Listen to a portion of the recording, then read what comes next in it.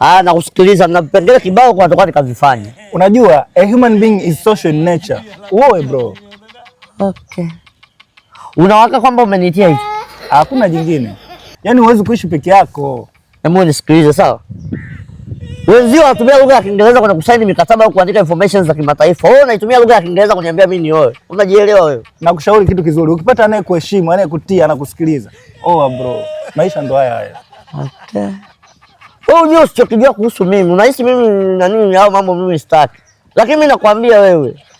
Siku ya kufa nyani kinyozi waga anakosaga hata wembe. Kitakacho kukuta usije kutusimulia. Mimi nakwambia Beka. Huyo nani anayekulevya wewe? Hapana, maisha lazima yaendelee. Pamoja na mambo yote, maisha lazima yaendelee. Kwenu sasa, sio kwangu. Sio vipi? Niache bwana.